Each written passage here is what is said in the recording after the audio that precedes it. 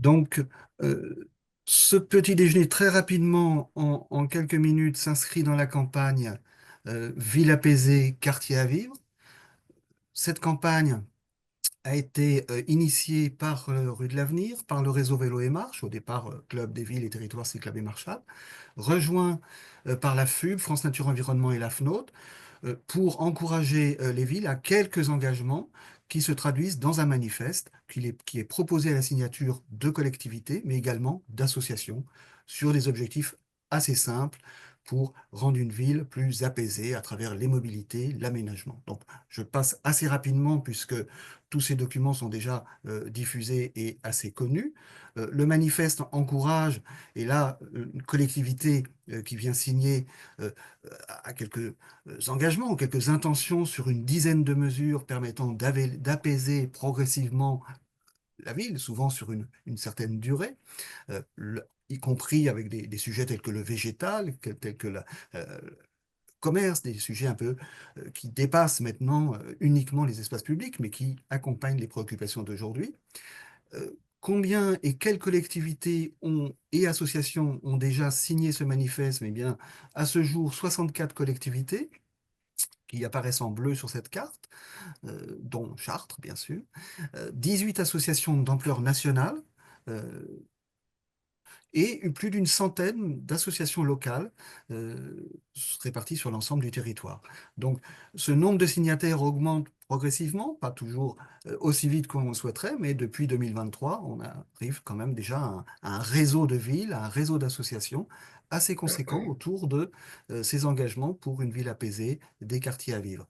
La campagne, pour information, s'appuie aussi sur des argumentaires détaillés mis à disposition des villes et des associations accessible, téléchargeable sur les sites de Rue de l'Avenir. Euh, pour la signature, je reviens sur la slide précédente pour dire que comment se passe la signature? Ben là encore, sur les sites du réseau Vélo et Marche ou sur les sites de Rue de l'Avenir, la signature se fait en ligne. Je l'indique pour les associations ou les représentants de collectivités présents autour de l'écran qui n'auraient pas encore peut-être signé ce manifeste.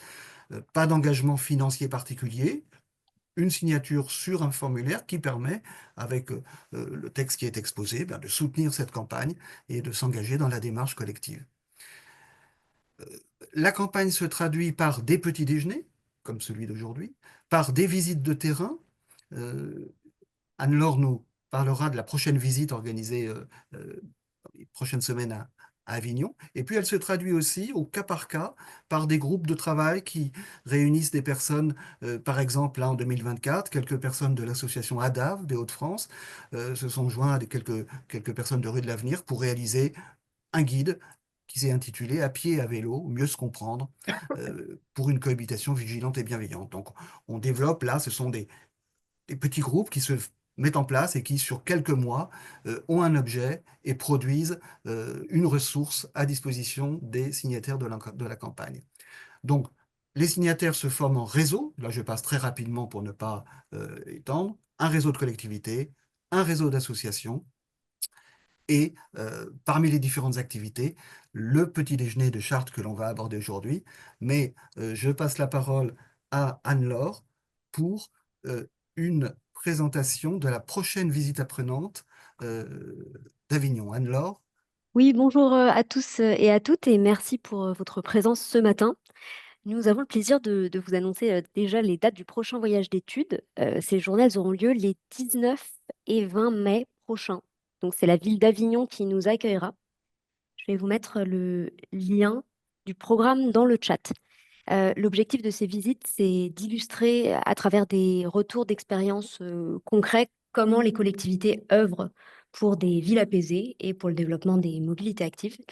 Et à Avignon, nous parlerons patrimoine, végétalisation, nous aurons des visites de terrain, des temps d'échange. Voilà, donc des moments que nous espérons riches en échanges. 19 En et 20 mai 19 et 20 prochains. mai, lundi et mardi, sur une journée et demie. En juin, nous aurons également un prochain petit déjeuner, a priori, qui fera suite donc à un précédent voyage d'études. Sans plus attendre, je vais passer la parole à Maria et vous demander à tous et à toutes, s'il vous plaît, de couper vos micros pour éviter de potentielles interférences. Bonjour à toutes et à tous et bienvenue à Chartres. Alors aujourd'hui, nous avons un petit peu de soleil. Je ne sais pas si ça va durer, donc c'est dommage que vous ne soyez pas en réel, entre guillemets, chez nous.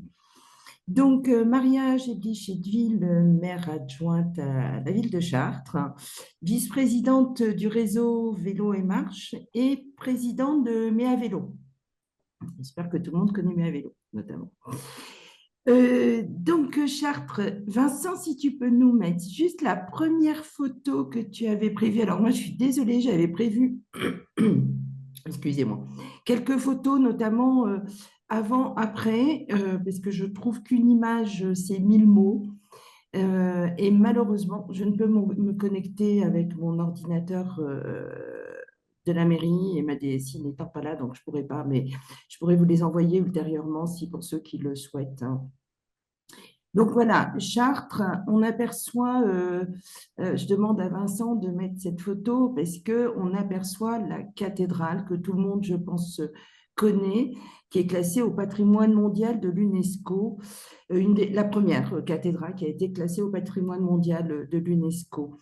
Pourquoi on parle de cette cathédrale? Parce que donc l'équipe municipale, pardon, moi je suis élue depuis 2008, mais l'équipe municipale, avec son maire Jean-Pierre Gorge, a été élue en 2001. Donc, 4 mandats. Et comme on l'évoquait avec Vincent avant la présentation, euh, des projets très longs. C'est très long et 4 mandats vraiment ne suffit pas. Enfin, suffit tout juste en fait pour une volonté de créer une ville apaisée. Donc pourquoi la cathédrale? Cette photo avec la cathédrale notamment, deux messages. C'est qu'avant, en 2001, il y avait eu un dossier, je crois que c'était l'Express, qui appelait Chartres la Belle Endormie. En fait, on avait une très jolie ville, mais très peu exploité, entre guillemets. Le mot exploitation est un peu dur. Donc, beaucoup de touristes ou de visiteurs qui venaient et qui venaient visiter Chartres et puis qui repartaient. En fait, voilà. Qui ne s'arrêtaient pas, qui n'avaient pas. Donc, quand l'équipe municipale en 2001 est arrivée, a dit il faut changer cette ville, il faut changer cette configuration de ville avec, comme ce qu'on a beaucoup encore maintenant, malheureusement, des axes structurants en voiture importants. Les gens ne s'arrêtent pas parce qu'en définitive, ils sont dans leur voiture, ils n'ont pas le temps de flâner parce que les voies piétonnes ne sont pas faites. Pas beaucoup de plaisir, quoi, de venir. J'ai retrouvé une vidéo il y a longtemps où on voyait les voitures qui passaient devant la cathédrale. Il y avait une rue, un accès. Et ce qui était impensable, hein. En parallèle, le maire de Chartres, enfin l'État, avait décidé la réhabilitation de la cathédrale, donc qui représentait à l'époque des millions de francs. Et le maire s'était dit, il n'est pas possible qu'on laisse les voitures euh, tourner autour de la cathédrale et la polluer. On a décidé très vite, a été décidé très vite, non pas de supprimer la voiture, parce que nous ne sommes pas, je le précise bien, anti-voiture, parce que nous en avons besoin à des moments, mais nous avons décidé dès le début de les cacher, de les mettre sous terre en créant un gros parking. Ça, c'est le premier mandat. Et heureusement, objectivement, que ce mandat-là, c'était 2001-2008, donc 7 ans. Alors d'habitude, les mandats électoraux municipaux sont de 6 ans.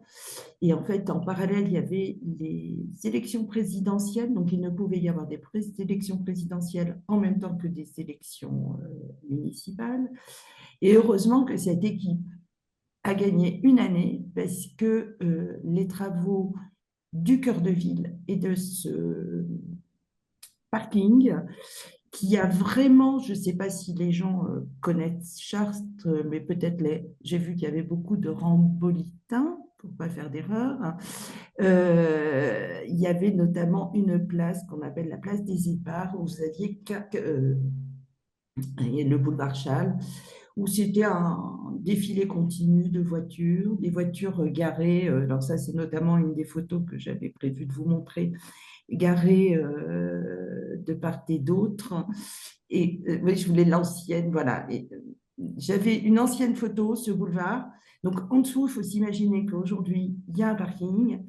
Mais avant, c'était 4 voies, un parking aérien, donc des voitures partout. Bon, là, malheureusement, il y en a une qui est garée, qui ne devrait pas être garée là, mais bon, il y a des riverains aussi. Et c'est première pierre, première mutation de la ville. C'est éventrer cet hypercentre, donc ça a été très dur. J'étais déjà enfin, pas élu, mais malgré tout engagé. Des reproches dans tous les sens, les commerçants, on allait tuer la ville. Voilà. Aujourd'hui, vous leur demanderez de faire retour marche arrière, c'est juste pas possible. On peut pas. On a borné aussi la ville, la piétonisation. Il faut savoir que notre cœur de ville représente 80 hectares, avec pardon, bâtiment exceptionnel, notamment, je le redis, avec la cathédrale, un patrimoine commercial, puisque nous avons plus de 400 commerces en hypercentre. Alors Mathieu nous donnera à peu près, je pense, les chiffres de nous. Nous sommes j'avais noté un commerce pour 49 habitants, je crois, et je crois que la moyenne est plus importante. Et, euh, et un patrimoine culturel, parce que aussi le maire a souhaité, et l'équipe, dès la première année, créer le boulevard de la culture. Parce on a un inconvénient à Chartres que vous avez peut-être aussi pour certaines villes, et notamment Rambouillet. Nous avons aujourd'hui 10 000 pendulaires jour qui vont travailler soit sur Versailles, soit sur Paris. Merci de reprendre la slide avec notre pôle intermodal. Alors ça, c'est notre dernier projet. Je disais à Vincent, c'est sympa parce qu'on fait un rétrospective avec le dernier projet que nous venons, donc qui a commencé en 2003 et on finit tout juste, nous sommes en 2025 avec un pôle intermodal avec comme le montre Vincent au milieu, mince, un bâtiment multiculturel et sportif. Et on a tous les modes de déplacement qui se trouvent en plein cœur de notre ville et de notre agglomération. J'ai oublié de préciser que Chartres est une ville de 40 000 habitants. C'est la ville-centre de Chartres Métropole qui comprend 66 communes, 140 000 habitants à peu près, et on est la ville-préfecture de l'Eure-et-Loir. Pourquoi je précise tout ça? Parce que c'est beaucoup de mouvements, donc beaucoup de voitures, potentiellement, de gens qui viennent travailler et qui viennent. Donc il fallait absolument aérer cette ville en piétonisation d'hypercentre, mais ce que nous faisons également dans d'autres quartiers, parce que il ne faut pas que la ville soit pensée uniquement pour l'hypercentre, pour les commerces, pour les touristes. C'est chaque quartier doit bénéficier d'une vie apaisée, d'un cadre de vie agréable. Donc on a limité les transits de voitures. Beaucoup de rues, nous les avons transformées en sens unique. Alors on ne s'est pas fait toujours des copains, hein, parce dès qu'il faut faire changer les habitudes, c'est très compliqué. Mais une fois que c'est adopté, là par exemple, l'avenue Géant-de-Beauce, donc un axe qui donne, c'était 2 fois 2 voies au départ. On a élargi les trottoirs en réhabilitant le quartier. Là, c'est qu'une voie douce, il n'y a que les riverains en fait qui peuvent monter ou descendre aujourd'hui cette route, et bien sûr les cyclistes. Et nous avons essayé, j'insiste, hein, de développer ce type d'axe dans d'autres quartiers de la ville parce que nous ne voulons pas privilégier qu'une partie de la ville de Chartres, mais offrir cette qualité de vie là, partout où nous pouvons dans la ville. Donc, la volonté, je dis bien, c'est diminuer l'impact de la voiture. On l'a diminué aussi en passant ville 30, la totalité, sauf 3 axes qui sont des axes pénétrants, mais sans riverains, qui sont restés à 50 km/h. Donc, ville 30 depuis 2021, totalement. Et ville sans feu. Alors, je trouve que j'insiste là-dessus parce que la ville sans feu, c'est aussi la réussite d'acceptation de la ville 30 et un message important puisque en fait, il y a une étude du CIREMA, j'ai vu qu'il y avait une personne qui était du CIREMA, qui indiquait que en fait, on roulait à 17 km/h de moyenne dans une ville parce qu'on avait des arrêts. Et donc, les gens, quand on leur a dit on passe à 30 km/h, mais ça va être invivable et tout, on dit bah, si, vous allez voir, vous allez avoir le même flux puisque vous êtes à 17 km. Non, c'est pas possible. De 50, ils ne pouvaient pas imaginer. En revanche, avec la ville sans feu, donc ils n'ont plus de feu. Il y a un respect, il y a beaucoup plus de respect. Moi, je suis à vélo vraiment, vraiment tout le temps. J'ai une voiture et je me suis rendu compte que ça fait 1 mois et demi que je n'avais pas sorti ma voiture. Et il y a un apaisement de la circulation. Il y a les automobilistes sont moins stressés parce qu'on ne veut pas absolument trouver le feu rouge, enfin le feu vert, donc on accélère et on est agressif. Donc c'est un mélange de tout.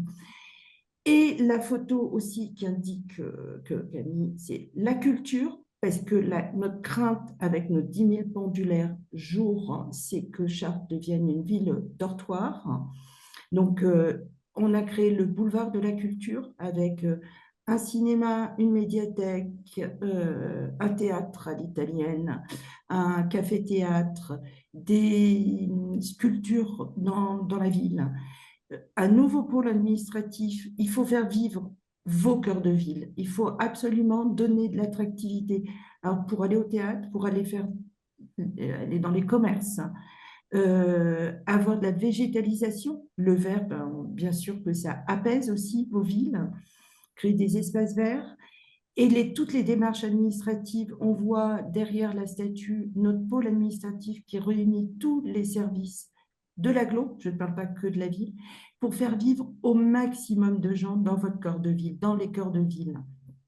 Et comme ça, en fait, quand vous venez faire vos papiers, pourquoi pas consommer, inciter les gens à consommer et faire que cette ville vive euh, et que ne soit pas qu'une ville dortoir, la crainte qu'on pourrait avoir en ayant une ville où... Et inciter, et cette attractivité aussi permet pardon, à des grandes entreprises de s'installer. Nous avons 2 entreprises notamment qui pour nous sont un peu des fleurons. Guerlain qui a failli quitter la ville de Chartres parce qu'ils étaient dans un espace restreint et qui devaient agrandir leur usine. Donc là, le président de l'agglo, le maire Jean-Pierre Gorge est aussi président de l'agglo, a tout fait pour les garder et en leur proposant un terrain plus grand dans des conditions. Et nous avons eu aussi Novo Nordisk qui se développe énormément pour garder aussi l'emploi. Mais vous pouvez avoir de l'emploi que si vous avez une ville attractive et sur plusieurs biais. En fait, je dirais qu'une ville apaisée, quartier à vivre, c'est un cocktail d'énormément de choses. Tenir compte de notre ville. Le maire dit tout le temps, me disait au tout début de mon mandat, Maria, quand je lui présentais les projets, il faut se dire qu'on doit rendre les clés, qu'on rendra les clés et qu'il faut que cette ville soit vivable pour plus de 50 ans. Après, pas qu'on nous dise, mais qu'est-ce que vous avez fait? Et la ville vivable aujourd'hui, c'est la végétation, des modes doux, moins de bruit, diminuer la pollution sonore et visuelle. C'est tout un cocktail en fait. Et avec pas beaucoup d'argent, ce que je disais à Vincent tout à l'heure, parce qu'il y a beaucoup de projets qui aujourd'hui, peut-être que nous pourrions faire plus difficilement, parce que c'est en effet des coûts mais il va falloir que nous soyons tous ingénieux et inventifs et d'avoir des réseaux comme ça, de participer à des réunions et de profiter des expériences des uns et des autres. Là, typiquement, on n'a pas créé un aménagement, on a fait juste du marquage au sol pour diminuer la voie, donc l'impact de la voiture, et favoriser les déplacements doux. Là, c'est juste du marquage au sol. Pareil pour le plan vert, hein, donc, qui est un axe structurant le long de l'heure, qui permet aussi de se déplacer à vélo ou à pied dans un environnement complètement vert au bord de l'eau. C'est un cocktail, une ville, mais c'est long. C'est long. 4 mandats. Voilà. Je ne sais pas si j'ai été peut-être un peu longue, je ne sais pas si. Mais je pourrais en dire plein. Et je suis prête à vous recevoir quand vous voulez pour vous parler et vous montrer notre ville. Merci beaucoup, Maria. Et donc, on va enchaîner directement peut-être avec l'intervention de Mathieu Chassignet qui va prolonger ces échanges sur l'aspect spécifique du commerce de centre-ville. Donc, Mathieu, à toi la parole. Et puis, on aura évidemment, à l'issue de ces deux présentations, un temps d'échange, de questions que vous pourrez poser ou directement ou par le chat et on essaiera de répondre à l'ensemble des interrogations. Oui, merci. Bonjour à tous. Bonjour à toutes et tous. Donc moi, je vais vous parler effectivement, je vais en plein écran, du sujet des commerces et de la façon dont les clients se déplacent vers les commerces. Alors merci Maria pour la présentation. Je pense qu'on se rend compte avec les explications et puis les photos que c'est beaucoup mieux aujourd'hui, beaucoup mieux pour tout le monde, pour le cadre de vie des habitants, mais également pour les commerces.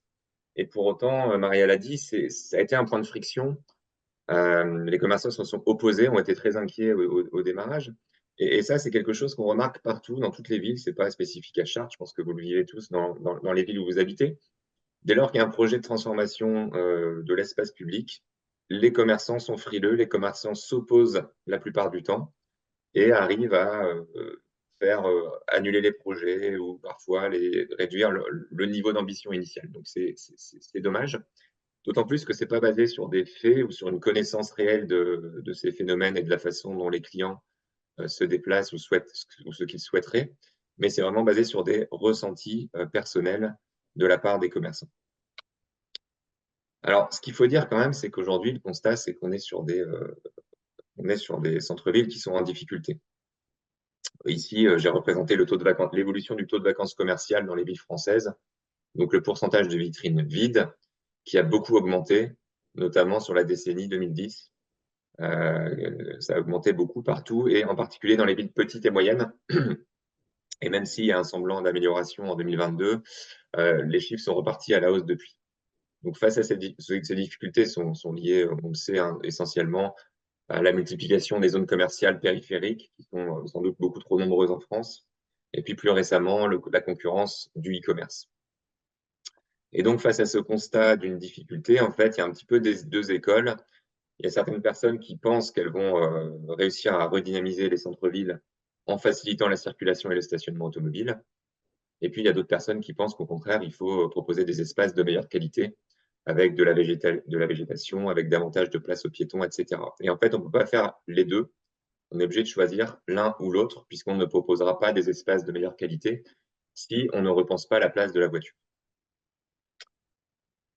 Donc, malheureusement, comme je le disais, c'est souvent les débats qu'on voit sont souvent basés sur des ressentis, puisqu'on sait peu de choses et il existe assez peu d'études sur la façon dont les clients des commerces se déplacent, des commerces de centre-ville. Donc, le premier message, c'est de dire il faut faire ce type d'études. On sait faire, c'est pas très coûteux et ça permet d'avoir des chiffres et de lancer la concertation avec les commerçants sur les bons rails et sur la base d'éléments chiffrés objectifs plutôt que sur les ressentis personnels. Alors, heureusement, il existe quelques études qui ont été menées en France ou ailleurs qui vont me permettre de vous donner quelques éléments aujourd'hui.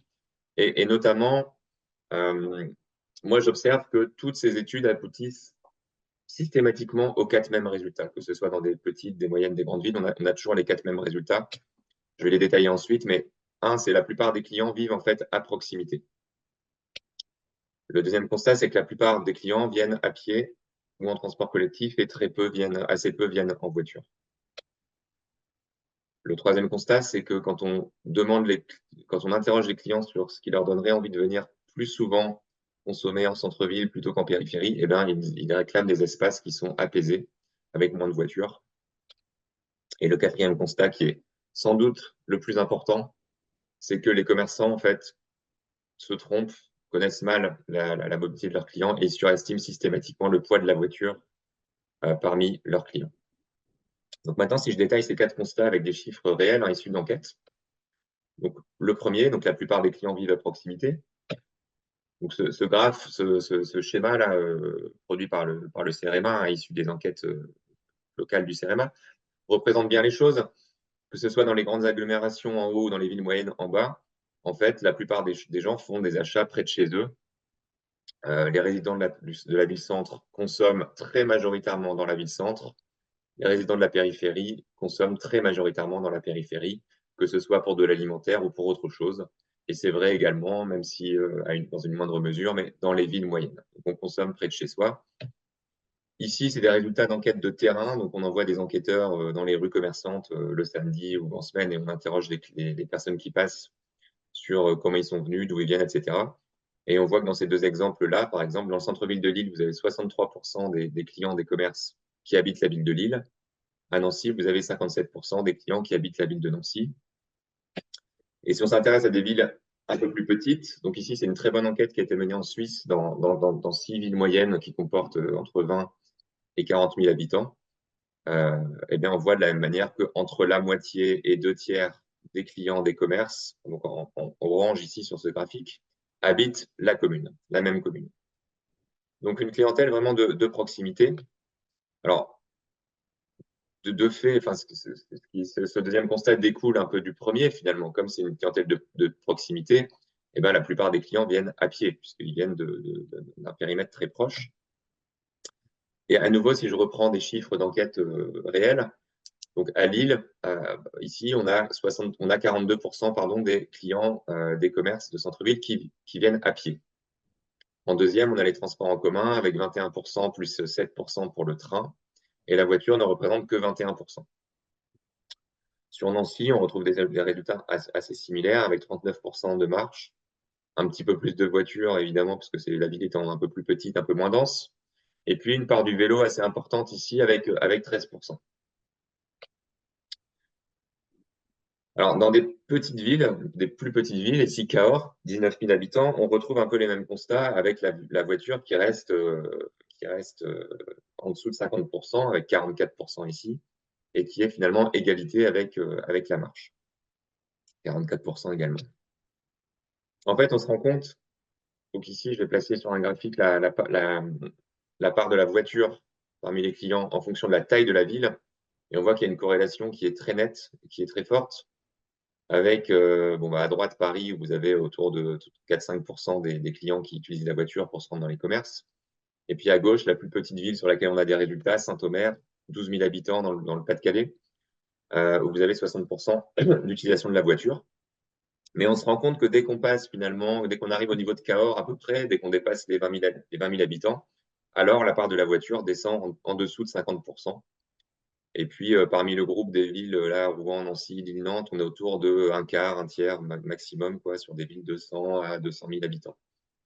Donc, voilà, une proportionnalité avec la taille de la ville, mais une proportion de la voiture qui reste, somme toute, assez limitée. Et puis, de la même manière, si on va maintenant dans des villes plus petites, ici, à nouveau nos 6 villes suisses, où on voit que la marche en vert clair représente la plupart du temps la majorité des modes utilisés par les clients. Et la voiture en bleu clair représente là aussi entre 20% et 50%. Donc la voiture reste minoritaire, y compris dans ces petites villes.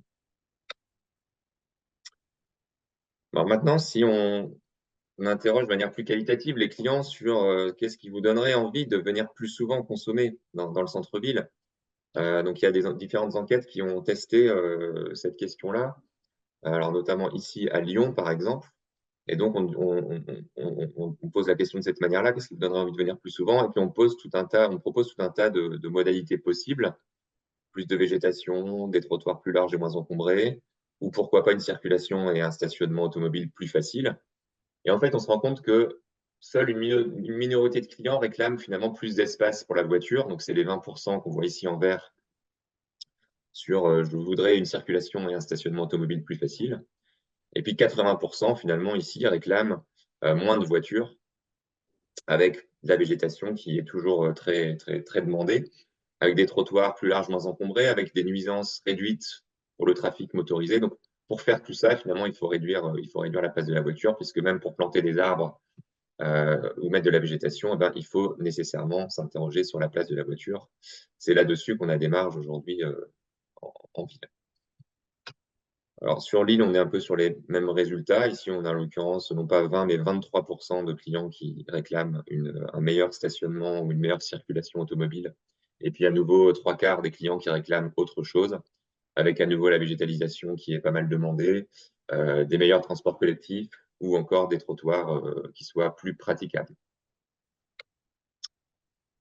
À Cahors, on a les résultats également qui sont représentés d'une manière un petit peu différente. Mais ici, il y a la vision des commerçants en bleu et puis la version des clients en mauve. Alors, on commence à voir mon prochain constat. Les clients et les commerçants ne sont pas tout à fait d'accord. Donc, les commerçants se trompent un peu finalement sur les besoins ou les envies des clients. Donc, les clients, ce qu'ils réclament majoritairement, c'est d'avoir davantage de rues et de places piétonnes en bas à droite. Là où les clients considèrent que ce qu'il faut, c'est plus de places de stationnement et qu'elles soient gratuites. Mais ces choses-là sont assez peu demandées finalement par les clients. Donc, les commerçants se trompent un peu par rapport aux besoins de leurs clients. Faire ce type d'enquête, c'est aussi l'occasion d'interroger les clients sur leur opinion par rapport à des mesures qui ont été mises en place récemment. Ici, sur le 30 km/h, par exemple, on a interrogé les clients du centre-ville de Lille et de Saint-Omer. Et on voit que les clients sont très satisfaits finalement du 30 km/h avec 70% d'opinions favorables. Ce qui est intéressant, c'est que si on fait un zoom sur uniquement les personnes qui sont venues en voiture ce jour-là, eh bien, les résultats sont les mêmes. On a aussi à peu près 70%, même si je crois que c'est même 75% à Lille. Donc, même les automobilistes sont favorables finalement aux 30 km/h. Comme quoi, mettre en place ce type de mesures ne décourage pas les automobilistes de venir. Au contraire. Et puis, on a posé la même question sur la piétonisation du centre-ville de Lille le samedi, où là, il y a un taux d'approbation qui est encore plus élevé. Et là aussi, les automobilistes sont très, très satisfaits de cette piétonisation.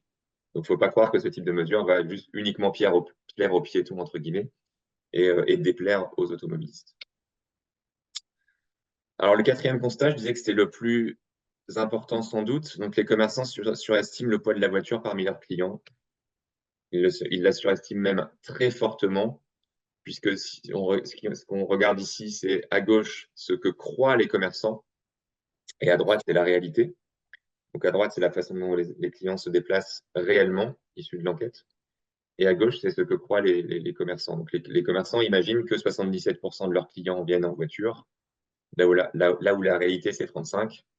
Et ils imaginent que seulement 11% viennent à pied, 1% à vélo, alors qu'en fait, 39% viennent à pied, 13% viennent à vélo. Donc, quand on voit ça, on comprend très bien pourquoi les commerçants sont sur cette position très souvent assez pro-voiture et trouvent inentendable finalement la moindre suppression d'une place de stationnement, puisqu'ils imaginent que près de 4 clients sur 5 viennent en voiture.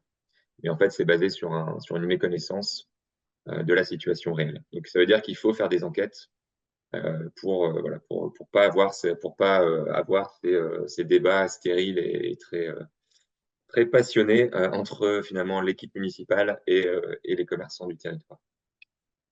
Alors, ces décalages, on les retrouve partout. Hein.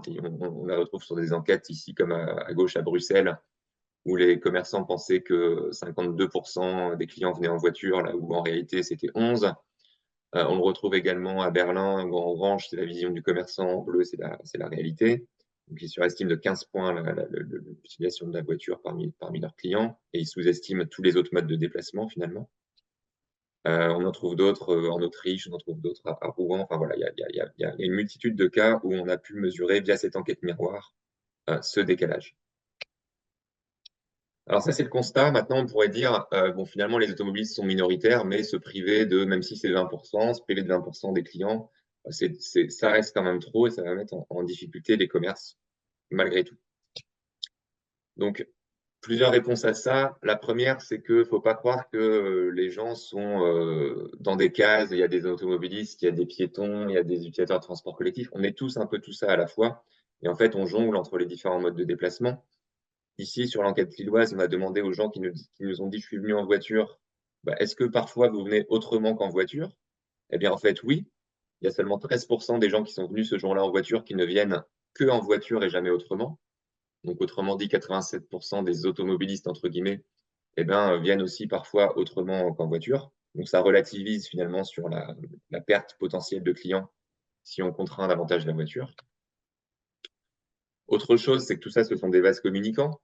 Donc, quand on réduit la place de la voiture, on rend aussi l'espace plus agréable et on récupère des nouveaux clients qui vont venir autrement. Donc, finalement, accorder trop de place à la voiture, c'est aussi se priver de certains clients qui trouvent que le centre-ville est pas agréable. La meilleure illustration de ça, c'est à Lille, où depuis la piétonisation, c'est arrivé en 2020, depuis la piétonisation du centre-ville le samedi, on a 15% de fréquentation en plus. Et donc, voilà, donc, comme l'espace est plus agréable, les gens continuent de venir et encore plus qu'avant. Et vous avez, y compris évidemment, des gens qui continuent de venir en voiture, puisque les parkings en périphérie de la zone piétonne sont toujours accessibles, évidemment. Et puis pour terminer, ce que montrent en fait les études, c'est que c'est pas no parking, no business, c'est moins de voitures, plus de business. Et il y a plein d'études scientifiques, enfin, j'exagère un peu, mais il y a différentes études scientifiques qui montrent qui ont étudié l'évolution du chiffre d'affaires des commerces avant, après la mise en place de certaines mesures. Donc, à gauche, une étude sur la piétonisation dans 14 villes espagnoles. À droite, une méta-analyse qui a regardé 45 études de cas aux États-Unis et au Canada. Et ce dont on se rend compte, c'est que dans le cas espagnol, les 14 villes qui ont piétonisé une partie de leur centre-ville, à chaque fois, ça s'est traduit par une augmentation du chiffre d'affaires des commerces dans la zone et une augmentation plus rapide du chiffre d'affaires dans la zone qu'à l'extérieur de la zone. Donc, ça marche. Et à droite, on se rend compte que sur les 45 études de cas, eh ben, dans la très grande majorité des cas en vert, le chiffre d'affaires des commerces impactés a augmenté. Et très rares sont les cas où celui-ci a diminué. Donc, en gros, c'est une stratégie qui est quasiment gagnante à tous les coups. Je ne vais pas aller plus loin. Simplement en conclusion, donc, il faut refaire des enquêtes, puisque trop souvent, on a une situation qui s'envenime parce qu'on n'a pas de diagnostic précis de la situation. Donc, il faut refaire des enquêtes, c'est facile, c'est faisable. Et les municipalités devraient vraiment en faire davantage pour mettre les concertations locales sur les bons rails. Je vous remercie. Merci beaucoup, Mathieu. J'ai juste me permettre de rajouter quelque chose parce que j'ai pas raconté une anecdote. En 2008, on m'a donc moi élue qu'en 2008, il y a la place du marché qui est dans le centre historique de la ville, qui était en fait une place de parking, sauf le mercredi matin et le samedi matin, jour de marché. Moi-même, je me garais, j'avais un gros 4x4 avant sur cette place. Et on décide de ne plus autoriser l'accès voiture. Et parce que je voyais un petit peu dans le chat les études et tout. En fait, tout bêtement, nous sommes fait aider par notre police municipale. Je ne sais pas si on peut le faire aujourd'hui, mais qui prenait les plaques d'immatriculation de tous les jours des voitures qui étaient garées autour de cette place. Et en fait, il s'avère, donc les commerçants que nous avons reçus qui allaient nous utiliser un terme fort d'assassin, en fait, on leur a dit, mais vous savez que 80% de la place est occupée par vos voitures commerçants. Donc, ça veut dire que de 9h du matin à 20h, vous bloquez des places de parking. Ne dites pas que on va empêcher vos commerces de vivre, puisque c'est vous qui occupez les places. Donc, ils étaient assez estomaqués. Et renouvelez-vous, on leur a dit. Et ce que je dis aussi maintenant à des commerçants, je dis objectivement, quand de temps en temps, bon, maintenant c'est acté, mais malgré tout, c'est toujours, si le commerce ne fonctionne pas, c'est toujours à la faute de l'élu, hein, alors qu'on est en train de voir quand même une modification du commerce complète dans les villes. Les gens consomment différemment. Mais je dis objectivement, quand vous êtes en vacances, quand vous sortez de votre lieu de travail, qu'est-ce que vous appréciez dans une ville? Est-ce que vous vous arrêtez dans un café ou dans un restaurant ou allez faire des courses dans une ville où il y a des voitures dans tous les sens? Et quand je les mets face à cette réalité, ouais, vous avez raison. Oui, c'est vrai que. Et les consommations sont différentes, comme l'a dit Mathieu, parce qu'on est plus serein, on est plus zen quand on n'a pas envie, on n'est pas stressé de savoir où on va se garer, comment on va passer, le timing, le tout. On est zen, donc bah, quand on est zen, on dépense plus, on a envie de prendre le temps de vivre. Voilà, c'est sans faire, enfin, euh, bien sûr qu'il faut faire des études parce que c'est bien d'argumenter, ça nous a beaucoup servi, mais déjà, aidez-vous de ce que vous avez. Et j'ai vu à un moment là, demander les codes postaux. Euh, voilà, il y a déjà des études que vous pouvez faire en interne, inciter en interne. Merci. Alors, si vous le souhaitez, vous pouvez lever la main. Normalement, dans le bas du menu, vous avez un petit logo réagir qui permet de lever la main pour demander la parole. On a déjà peut-être, Anne-Laure, différentes questions dans le Oui, chat sur lesquelles on peut rebondir. oui, oui, on a quelques questions dans le chat et merci Mathieu d'avoir commencé à répondre notamment pour les sources. Est-ce que vous m'entendez bien, c'est bon? Oui. Très bien. Nous avons Monsieur Didier Jean-Jean de la ville de Bordeaux qui pose quelques questions. Euh, pour Mathieu, à qui s'adresser pour lancer une telle étude? Monsieur Pour une Jean-Jean, ville, si vous voulez les poser directement, Monsieur oui, Jean-Jean. il y en a plusieurs et euh, ça fera le lien avec les questions suivantes. Oui, bonjour à toutes et tous. donc, si on peut se présenter et puis ensuite poser sa question. D'accord, donc je suis Didier Jean-Jean, je suis adjoint au maire de Bordeaux en charge des espaces publics et donc le travail sur la renaturation, le travail sur le partage équitable de la voirie entre tous ses usagers. Et donc à ce titre, je remercie la présentation de la ville de Chartres, c'est passionnant et ça correspond tout à fait à ce qu'on tente de mettre en œuvre à Bordeaux, nous seulement depuis 5 ans maintenant. Et donc évidemment, le sujet que vous traitez est le frein majeur. Donc je vais poser quelques questions. Alors je ne les ai pas notées moi sur mon cahier, mais donc je ne sais pas si je vais les dire dans l'ordre. Nous, à Bordeaux, on aimerait pouvoir, Mathieu Chassigné, vous faire appel.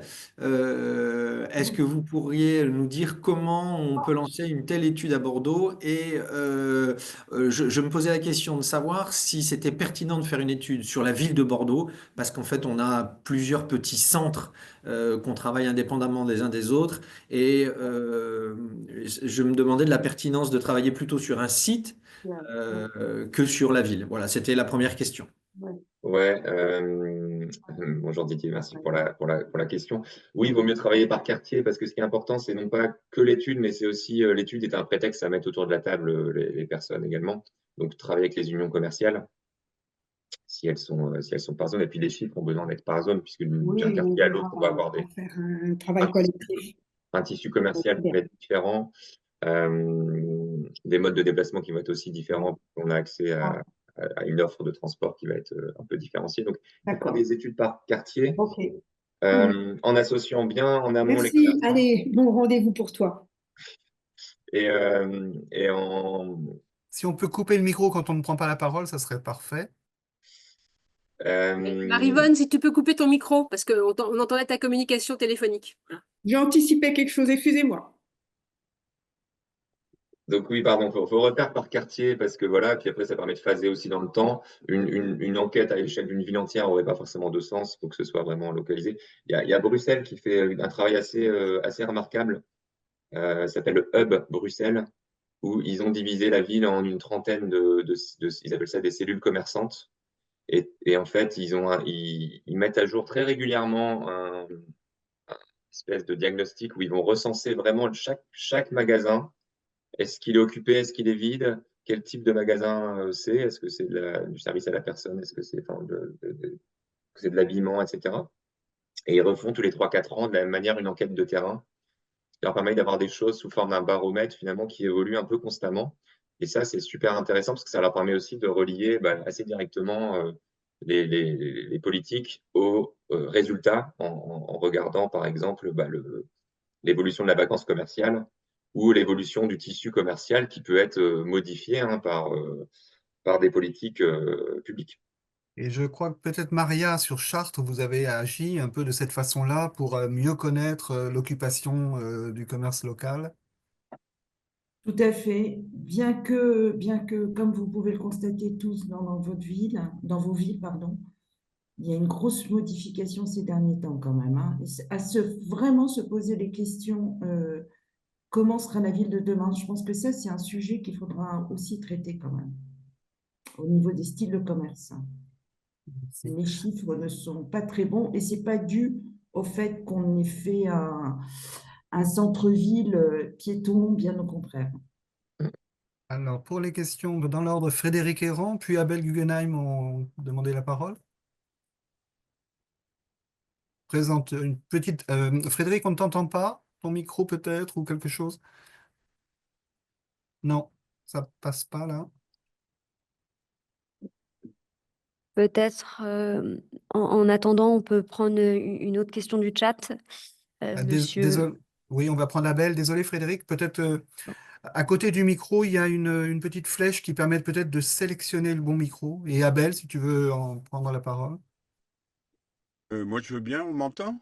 Oui. Oui, Oui, alors, Mathieu, c'est pas la première fois que je t'entends ou que je te lis dire à peu près la même chose, hein, et justement, c'est un peu dommage que Frédéric n'ait pas le micro parce que ça fait aussi des années qu'il dit à peu près la même chose. Alors, moi, ce qui me pose problème, c'est pourquoi c'est toujours vrai. C'est-à-dire pourquoi est-ce que les commerçants ont toujours le même rapport?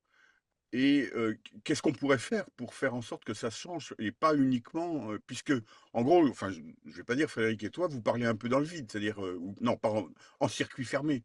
C'est-à-dire que je pense que la plupart des gens qui sont ici sont à peu près persuadés. Il y a un certain nombre je vois des gens qui, comme moi non plus, sont pas des perdreaux de l'année, qui donc l'objectif maintenant, c'est pas de nous persuader entre nous, c'est de faire en sorte que ces idées, passent à l'extérieur et il me semble que ça avance pas de ce point de vue-là, donc et Ah question ouais. subsidiaire et qui est posée par Xavier Bribois dans le chat aussi, c'est le fait que, en fait, les commerçants, ce qui les intéresse, c'est peut-être une partie de la réponse aussi à ma question, c'est pas que le commerce se porte bien, c'est leur commerce. Et qu'il y a effectivement des gens qui craignent, et qui craignent à juste titre, parce que après une opération importante, hein, c'est pas les mêmes magasins. Donc, alors est-ce que c'est pas. Voilà, j'ai posé ma Ouais. question. Alors, il y a plusieurs questions dans la question, mais la première, c'est pourquoi cette vision déformée? Alors, moi, je l'explique de deux manières.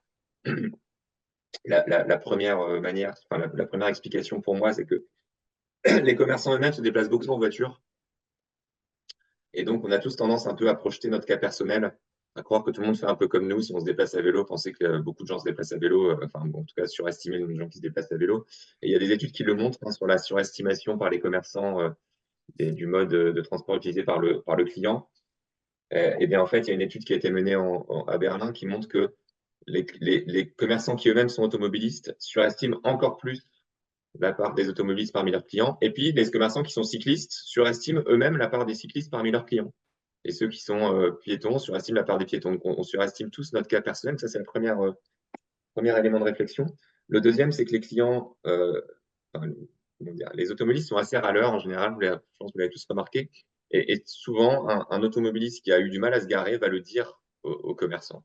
C'est le premier truc qu'il va dire en poussant la porte du magasin. Et le commerçant, quand on discute avec les commerçants, ils vous le disent, ils entendent ça 3 fois par jour. Et donc, ça déforme leur vision des choses. Ils ont l'impression que effectivement, c'est le gros problème, c'est le stationnement. Alors que le piéton qui, lui, a eu peut-être dû slalomer entre des poubelles et tout sur le trottoir, il va rien dire. Il va internaliser finalement cette contrainte qu'il subit un peu au quotidien. Donc il y a ça. Après, ce que tu dis, c'est oui, il y a des perdants il y a des gagnants et des perdants, ça c'est possible, mais surtout, dans les unions commerçantes, en fait, souvent, quand il y a un projet comme ça, il va y avoir un ou deux commerçants qui vont être hyper remontés contre le projet, à tort ou à raison, hein, parfois peut-être à raison, si c'est un garagiste, par exemple, bon, bah, la piétonisation, ça va pas trop lui servir. Et donc, il y a sans doute une majorité un peu silencieuse qui pressent que ça va être plutôt pas mal, mais ils sont pas trop sûrs parce qu'ils se rendent pas trop compte du résultat. C'est-à-dire qu'on a peut-être vu des images 3D de ce que ça va être, mais bon, est-ce que ça va vraiment ressembler à ça ou est-ce que ça va être un peu décevant? On ne sait pas trop. Donc, quand on n'est pas trop sûr, on ne va pas oser aller se friter avec le collègue qui, lui, est super remonté et qui s'exprime dans tous les médias, quoi. Donc voilà, ça déforme aussi. Ceux qui sont contre sont très mobilisés contre et ceux qui sont pour, finalement, ils sont un peu dans un entre-deux où c'est un soutien silencieux, quoi, on va dire. Et donc ça fait pas nos affaires parce on a du mal à trouver des vrais soutiens à ce type de mesures parmi les commerçants. Merci. Frédéric, est-ce que ton micro éventuellement...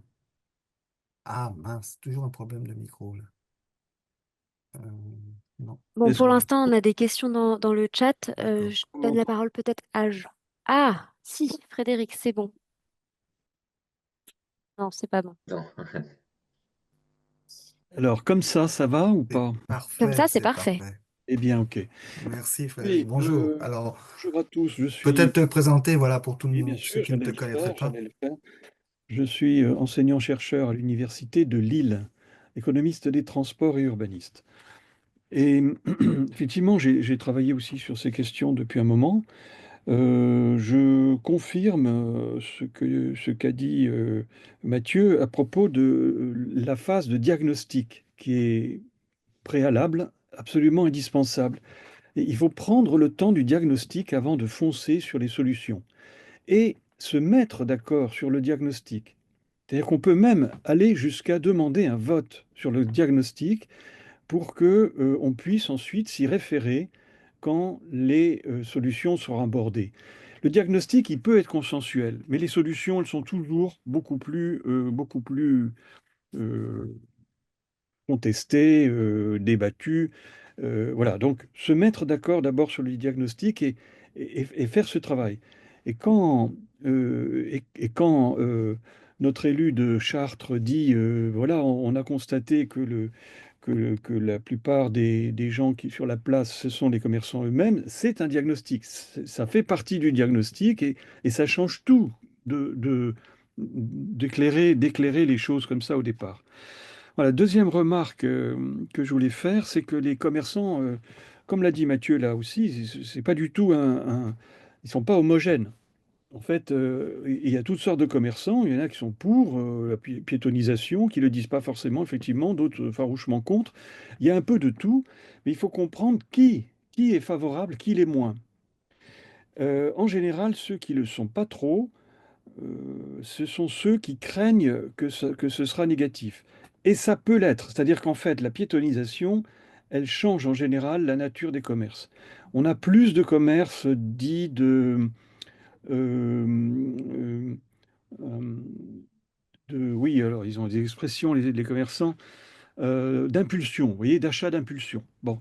Et moins de commerce de bouche, par exemple, qui ont des marges moindres et qui ont plus de difficultés à payer leur loyer. Souvent, la piétonisation augmente les loyers, etc. Bon, donc on a des situations assez différentes selon les commerces. Et ce qu'il faut, c'est essayer de retenir les commerçants qui pourraient être exclus par une hausse des loyers dans la rue ou dans les rues commerçantes. En fait, il faut travailler type de commerce par type de commerce pour essayer de réduire les problèmes. Voilà les deux réflexions que je voulais apporter au débat. Merci Frédéric. Marie Prémartin? Non, Vincent, je suis désolée, nous avons des questions dans le chat Ah, depuis un d'accord. certain temps. Vas-y. Euh, on va prendre l'intervention de Marie-Vonne, si vous êtes avec nous. Je reprends mon micro et ma visio. Merci, je suis à rue de l'Avenir à Nantes.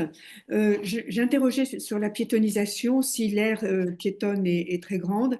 Est-ce qu'il y a des demandes de clients ou voilà, de gens qui viennent visiter cette zone, qui ont des difficultés à marcher pour des alternatives et pour les aider à faire les distances devenues trop longues pour eux. Et donc, je disais que j'avais en mémoire dans les années fin 2000, ou en 2000, dans les années 2000, de commerçants qui facilitaient les choses en ayant, ou c'est la ville qui avait organisé, je ne sais plus, des cyclo-vélos, des vélos, genre cyclo-taxi, des navettes dans l'intérieur de toute cette zone piétonne. Est-ce qu'il n'y a pas aussi un levier de ce côté-là pour une grande part de clientèle? Merci. Je vais me permettre de répondre. Nous l'avons fait à Chartres. Et on a un centre-ville beaucoup moins important que le vôtre à Nantes, puisque je connais Nantes. Et bien, ça n'a pas fonctionné étonnamment. Et on l'avait mis en place justement en même temps, puisque en effet, le parking, c'est pas loin non plus, mais on se mettait à la place des gens à mobilité réduite. Et quand on parle de mobilité réduite, c'est pas uniquement les gens, parce que les gens, beaucoup font des erreurs, c'est pas que les gens qui sont en fauteuil roulant. Nous serons tous en mobilité réduite un jour. Et ça n'a pas fonctionné. Et je voudrais juste rebondir sur les commerces de bouche, parce que nous avons eu le cas, nous, à Chartres-sur-une-Rue, où pareil, on nous allait dire qu'ils allaient mourir. En plus, en parallèle, il y a un grand centre commercial, un Leclerc qui s'est monté, donc bien sûr, ça va mourir. Et en fait, cette rue, la rue de la Pique, on a emprunté quand vous êtes venus, pour ceux qui sont venus à Chartres. Et en fait, on a le commerce de bouche qui est revenu. Alors certes, du commerce de bouche entre guillemets, de qualité. Mais, et avec, je peux vous assurer qu'ils ne se plaignent pas. Ils ont un bon chiffre d'affaires. Et donc, malgré tout, alors peut-être qu'on a capté une autre clientèle, mais il y a eu, pendant, allez, 3-4 ans, elle était un petit peu morte pleine, cette rue-là. Et puis maintenant, vous y allez, enfin, faites vos courses là-bas, il y a tout le temps du monde, quoi. Nous avons une autre question dans le chat de Monsieur Jean-Luc Bernard de Rambouillet, si vous souhaitez prendre la parole. Oui, oui, bonjour à tout le monde. Oui, la question que je me pose sur Rambouillet, si vous connaissez un peu cette ville, il y a qu'une rue principale. Et la réponse a été un peu abordée là. C'est toutes les difficultés que peuvent avoir des personnes à mobilité réduite ou des personnes âgées pour se déplacer dans la ville. C'est comment ils peuvent venir près du centre-ville assez rapidement et de se déplacer dans la ville. C'est aussi toutes les questions, et je suppose que les enquêtes qui seront faites dans la possibilité de rendre un centre-ville beaucoup plus ouvert, c'est aussi toutes les problématiques au niveau des commerçants qui sont les livraisons de ces commerçants. On s'aperçoit en plus aujourd'hui qu'avec toutes les livraisons Amazon, Mondial Relais, ainsi de suite, on a des tas de véhicules qui circulent dans la ville à tout moment, à toutes les heures. Donc, comment a été traitées ces difficultés qui peuvent être rencontrées pour rendre une ville plus apaisée, avec l'exemple, par exemple, de Chartres, mais en sachant que nous, on a vraiment qu'un axe principal. Donc, j'ai bien compris que pour pouvoir rendre ça, c'est qu'il faut véritablement étudier l'ensemble de la ville et donner à proximité de ces centres-villes la possibilité de se stationner. C'est la première des solutions parce que de toute façon, il y a beaucoup de personnes, quand la ville est assez étendue, qui approchent la ville avec un véhicule et on ne peut pas ne pas l'ignorer. Et ensuite, il y a aussi des centres culturels, donc il faut que les gens puissent s'installer assez facilement pour venir dans les centres culturels de centre-ville. Et c'est vraiment les questions qui doivent être abordées. Mais je suppose que tout ceci doit se faire dans le cadre d'une possibilité de faire une étude globale, parce que sinon, c'est pas possible. Je suppose que tout ça, ça a été intégré. Je peux peut-être. Ça a été en effet intégré. Alors, Monsieur Errand, vous parlez d'un diagnostic, mais comme je l'ai évoqué aussi tout à l'heure, le problème, c'est que le temps d'un mandat est court. Nous, c'est 4 mandats. Donc là, enfin, tout ça, bon, le premier mandat fait énormément de choses. Donc, les diags, il faut les faire vraiment tout de suite, là, 2026. Et changer les habitudes. En fait, il y a 20% de la population qui sont aptes à changement des habitudes, pour tout, pour des logements, j'ai fait l'aménagement du pôle administratif également. C'est compliqué. Euh, ben, je ne sais pas comment dire ça. Des fois, il faut être un petit peu autoritaire, hein, malheureusement. Nous avons les mêmes problématiques de livraison. Donc, le bornage, c'était dans tous les sens toute la journée. Donc, on a mis en place aussi le dernier livraison, dernier kilomètre. Je ne l'ai pas évoqué tout à l'heure. Et on contraint les véhicules de livraison à livrer que le matin, parce que sinon, avant, c'était l'enfer. Enfin, même les voitures, enfin, on n'avait que des voitures de livraison dans l'hypercentre qui est. Donc, malheureusement, il y a passage un peu contraignant. Donc, il faut faire ça au début de mandat et affirmer, parce que je connais bien Rambouillet. Enfin, je connais bien parce qu'on est voisins. Hein, et en effet, c'est votre axe principal. C'est là où il y a tous les commerces. C'est compliqué, mais les gens, vous verrez qu'ils apprécieront vraiment. Parce que quand on parle des personnes âgées, qu'est-ce que c'est plus simple? Parce que les trottoirs ne sont pas hyper vaches non plus. On slalome entre la voiture qui se gare, alors qu'après, ben, on a une aisance, beaucoup plus d'aisance pour marcher. Il y a vraiment de nombreux avantages à piétoniser. Parce qu'en définitive, le premier mode de déplacement, c'est à pied. Hein, même celui qui est automobiliste, on ne se gare pas, on n'a pas toujours la possibilité, comme avant, de garer sa voiture comme on garait son cheval devant le commerce. On est toujours à pied. Hein. C'est le premier mode de déplacement, ce qu'il faut dire aux gens. Même s'ils viennent en voiture, mais au final, vous finissez comment? À pied. Oui, oui, je suis complètement convaincu. Hein. Moi, je ne me déplace dans la ville qu'à pied. Je ne fais que des choses à pied. Et je vois toutes les difficultés que l'on rencontre. Et ça veut dire qu'il faut véritablement définir pour moi une globalité de la circulation dans la ville en premier lieu. C'est-à-dire, c'est de voir comment on peut faire en sorte que les véhicules ne s'approchent pas trop du centre-ville, qu'ils puissent soit se garer ou soit avoir des axes de circulation qui leur permettent d'éviter le centre-ville. Donc c'est une vraie réflexion globale de la gestion de la ville, la manière dont on doit penser la façon de se déplacer dedans. C'est la première des choses. Et il faut, et comme ça a été dit, on ne peut pas être non plus contre la voiture. La voiture Non. est aujourd'hui un outil fondamentale. Il y a toutes les petites communes alentours où il n'y a pas forcément les possibilités de se déplacer facilement. Il n'y a pas tous les transports en commun comme on le souhaite à tout instant. Donc il faut véritablement réfléchir à ça. Et c'est vrai que ça déborde de... Moi, je suis totalement convaincu que cette ville de Rambouillet, on doit y réfléchir, on doit faire le nécessaire pour qu'on puisse se déplacer dedans autrement qu'avec un véhicule. Voilà, à pied, c'est fondamental pour moi. C'est un tout petit centre-ville, donc c'est pas forcément de grandes difficultés. Il y a toujours le problème des personnes qui ont des difficultés de marche, et les problèmes des handicapés. Et aujourd'hui, on a fait des tests sur cette ville. On sait qu'un handicapé, c'est pas possible. Il jongle entre le trottoir, les voitures, la route. Il se met en danger sans arrêt. Donc c'est à réfléchir dans sa totalité, mais il faut véritablement que l'ensemble des commerçants soient concernés dans cette transformation, parce que je Merci. pense Voilà. surtout qu'on a aujourd'hui que de l'immobilier, des assurances, des banques. Je veux dire, la ville est, et vous avez raison, la ville est à repenser totalement parce qu'elle se modifie, elle se transforme, et le commerce d'aujourd'hui n'est plus le commerce d'hier, et le comportement des personnes n'est plus le même. Il y a un tas de gens qui passent par Internet, il y a un tas de gens qui font leur livraison par l'intermédiaire de la grande distribution, soit ils vont la chercher, soit ils seront livrés. On est véritablement dans des grandes modifications. Merci beaucoup, monsieur. Merci, monsieur Bernard, pour cette expérience de Rambouillet. L'heure tourne. Je propose de passer la parole à Frédéric Errand qui avait levé la main.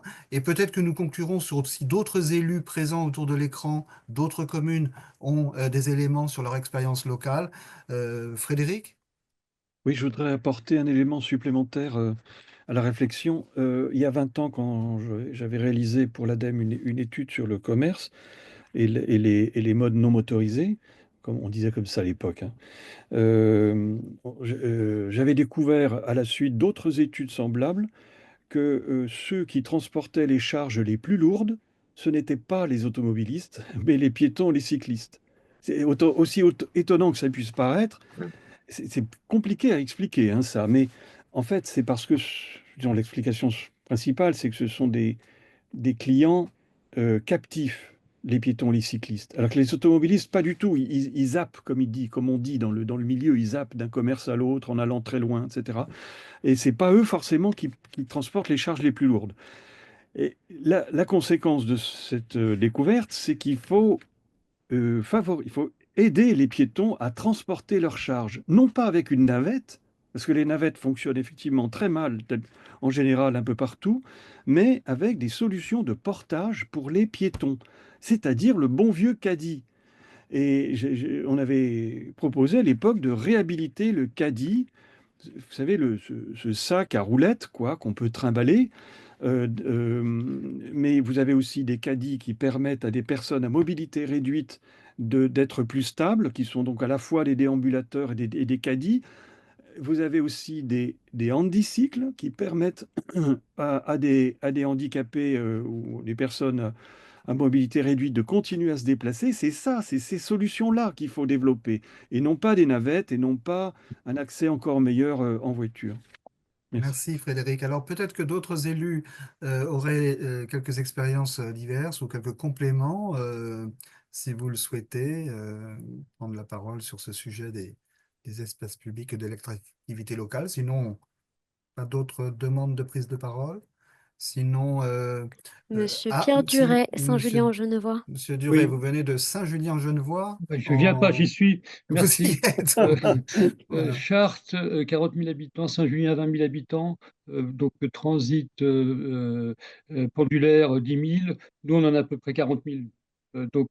Parce qu'on est une ville frontière avec la Suisse, là. Et donc, on se retrouve avec un flux de transit absolument considérable. Et moi, ma question, elle porte un petit peu à travers toutes les interventions qui ont été faites sur justement ce traitement de flux de transit vis-à-vis de la consommation ou de l'arrêt en centre-ville. Donc, quel est finalement le captage réel donc, du flux de transit? Alors, soit qu'on soit dans la situation, notre situation actuelle, une rue centrale qui est relativement dominante, soit que la rue centrale ait été déviée ou contournée. Et finalement, quel est le pourcentage de ces transitaires qui viennent de faire des courses ou s'arrêtent en centre-ville? Est-ce qu'il y a des études là-dessus? Je pense notamment aux interventions de Mathieu Cassinet, s'il vous plaît. Ouais, merci, Merci. bonne question. J'ai pas d'éléments, mais j'ai vraiment l'impression, hein, c'est mon impression personnelle, mais c'est que c'est un fantasme en fait. C'est beaucoup de commerçants ont ce fantasme où ils ont vu une fois, parce que c'est très visible en fait, la voiture en transit qui s'arrête, acheter son paquet de clopes ou je ne sais quoi, ou son pain à la boulangerie, qui repart. Ça se voit facilement, mais je pense que ça représente une partie très faible des comportements de consommation. C'est un achat opportuniste qui est en fait très difficile à faire en voiture. Ça veut dire qu'il faut passer devant le magasin, le voir, dire tiens, je suis intéressé, trouver la place et ensuite aller au. C'est très compliqué. À vélo, c'est beaucoup plus facile d'avoir ce type d'achat impulsif parce que le vélo, on peut le stationner bon, un peu plus facile, beaucoup plus facilement. Mais moi, je pense qu'en voiture, c'est un cas de figure qui est rare, quoi, finalement, et qu'il ne faut pas baser du tout un diagnostic ou des réponses générales sur ce cas hyper particulier. Mais ce serait intéressant d'essayer de l'objectiver un peu plus. Monsieur Jean-Jean? Alors, oui, j'ai l'audio qui est là. Oui, je ne veux pas monopoliser la parole puisque je me suis déjà exprimé, hein, mais j'avais quelques questions en suspens. Alors, peut-être une seule, ou Alors, non, puisque mais le ce temps que je tourne, et vous puis propose, avant de... Mathieu Chassigné ou Monsieur Errant, c'est si vous le voulez bien, peut-être qu'on se contacte. Je vais laisser mes coordonnées dans le chat et si vous voulez bien qu'on se contacte. Donc, je vais me limiter à une chose. Je ne vais pas poser mes questions. De toute façon, elles sont dans le chat. Mais je voudrais vous remercier. Mais vraiment, je ne peux politiquement m'appuyer que sur de rares études, les vôtres, Mathieu Chassigné, évidemment le travail que fait Rue de l'Avenir, et Monsieur Errant, vous avez une vidéo qui tourne sur YouTube où je crois que c'est le Green Letter Club où vous parlez de la possibilité de la voiture. Pour nous, on n'a pas beaucoup d'outils et ces outils-là sont fondamentaux pour nous permettre de prouver que nos politiques, elles ne sont pas dogmatiques, mais elles sont pertinentes. Donc voilà, je vais me limiter à ça en vous disant un chaleureux merci pour tout le travail que vous faites. c'est rare et c'est uniquement ces quelques études qui nous aident à prouver ça. Pour le reste, je te Merci. laisse mes coordonnées dans le chat. Merci. Ouais, Merci. Alors, si je peux tous les... répondre peut-être, Vincent, Oui, excuse-moi. d'accord. C'est plus une offre de service, mais moi, c'est vrai que je suis souvent contacté par des élus, par des assos, des collectivités. Euh, je les aide, je fournis une assistance méthodologique. Hein, j'ai des questionnaires qui ont été testés, qui marchent bien, donc je les fournis sans souci. D'ailleurs, Didier, tu m'avais mis en contact avec tes équipes, Ouais, j'ai pu les aider un peu sur l'enquête qui a été menée sur les allées de Tourny. ouais. Alors après, évidemment, il faut que quelqu'un fasse l'enquête. Souvent, c'est un prestataire ou les services techniques de la collectivité. Mais voilà, s'il y a parmi vous des élus ou des collectivités qui sont intéressés, on peut prendre un peu de temps au téléphone pour discuter de la méthodo et du comment faire. Alors, la vidéo sera sur les deux sites. Le chat, je propose que le chat, puisqu'il y a pas mal d'éléments qui ont été intégrés dans le chat par diverses personnes, ce chat, on pourra le diffuser à tous les participants de ce petit déjeuner. Et puis, peut-être que le mot de conclusion à Maria Gébiche-Deville, qui nous accueille à Chartres par vidéo. Eh ben, merci déjà d'avoir permis de laisser la parole. Et qu'est-ce que je pourrais dire? Allez-y, faites, ça marche, ça fonctionne. Et bien sûr qu'il y aura bien sûr des oppositions, mais vous en aurez toujours. On en aura toujours, quoi qu'on fasse. Mais ça fonctionne réellement. On a une qualité de vie. Enfin, je pense, hein, je ne veux pas parler pour tous les Chartrains, ça serait très prétentieux. Mais ça fonctionne d'apaiser et d'avoir. Je vais réutiliser le terme. En fait, c'est un cocktail de tout. Végétaliser, piétoniser, apporter de la culture. Voilà, c'est un savant cocktail et mélange. Mais commencez tôt parce que c'est long. Merci beaucoup. Anne-Laure, rien à rajouter? Non, non, Non. merci à Maria, merci à Mathieu et merci à toutes et à tous pour votre présence, pour ces interventions très riches. Merci beaucoup. Belle journée. À vous tous et toutes Très aussi. bonne journée. Au revoir. Au revoir. Ouais, Au revoir. Merci Merci, bonne beaucoup. journée. Au revoir. Au revoir. Au revoir.